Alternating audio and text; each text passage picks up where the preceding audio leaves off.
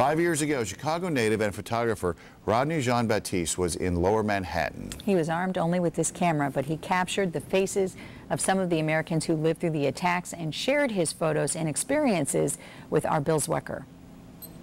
5 years ago, Evanston native and photographer Rodney Jean-Baptiste was in Lower Manhattan.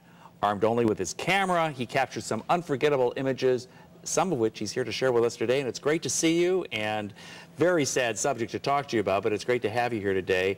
I'm assuming that even though it's been 5 years, those moments, that day in Lower Manhattan on 9/11 is something you'll never forget. Absolutely. I think it's an indelible image in all of our minds as it transpired, and that's part of why I did the exhibit. Yeah, exactly. And the thing that's interesting is why were you in New York to begin with? I mean, why were you there in that exact spot on that day? I had only moved to Manhattan 3 months earlier, working as a technology consultant, and we're actually en route to work that morning when I saw a group of people standing and staring, thinking it was a car accident. I finally noticed they were looking up, and it all unfolded from there. That's right.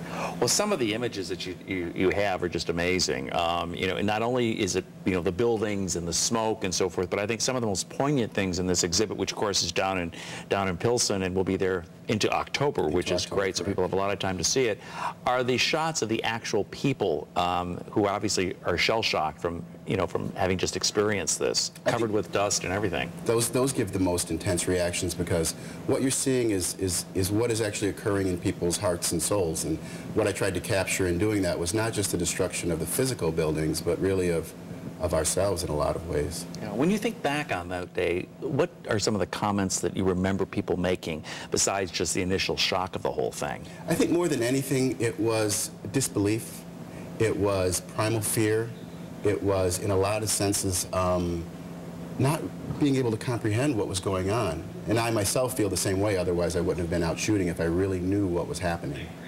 And the other thing is, you know, as you look back on it, how has something like this changed you, would you say, in the last, you know, at the time and then the way it's evolved in the last 5 years? Well, I think along with the rest of the nation, it's changed dramatically. Obviously, for me, it's very personal in that I've expended time, energy, finances to bring this exhibit and give it the right treatment, the right respect, and the right dignity.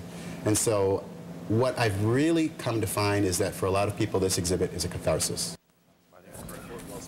Unbelievable pictures. You can see those photos yourself. They are at the Chicago Arts District Gallery on South Halsted. That's in Pilsen. Admission is free, and the exhibition runs through the end of this month.